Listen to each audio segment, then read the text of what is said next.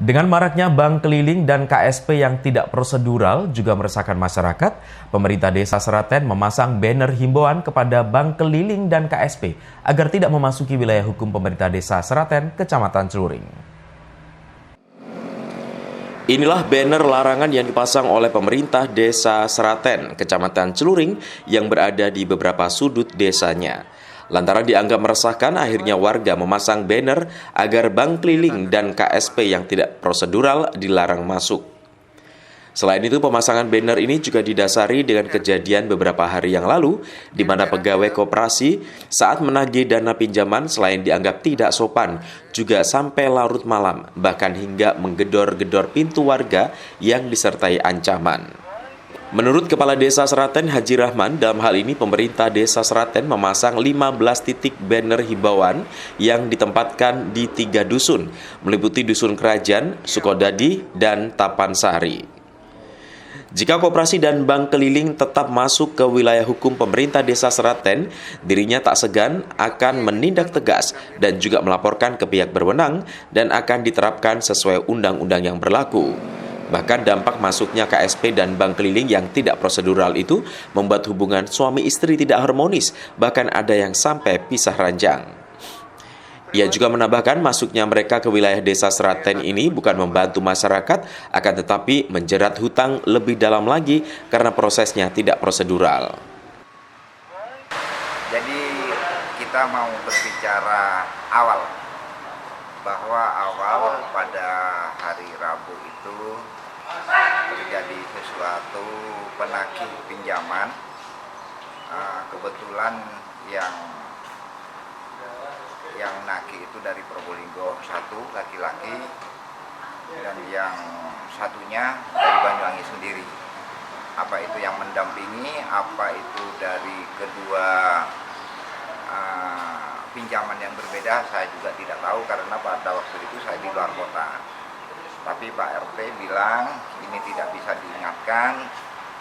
Saya kontak ke Pak Babin Kantipmas. Kebetulan beliau juga ada di luar daerah, di Sumberayu kalau tidak salah, mohon maaf kalau salah nih. Akhirnya saya minta bantuan ke Pak Babin Sam untuk mengatasi permasalahan yang ada di masyarakat tentang simpan pinjam.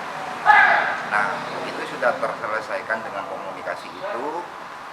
Nah, besok harinya ibu-ibu itu datang ke ruangan saya minta bantuan bahwa beliau-beliau itu, warga kami, ibu-ibu itu ditagih dengan pinjaman yang beliaunya sendiri sebenarnya kalau kita nilai adalah kesalahan warga saya sendiri, karena dia merasa menyetorkan KTP, menyetorkan KK dengan hanya bonus tidak seberapa, tapi uangnya dipakai orang lain.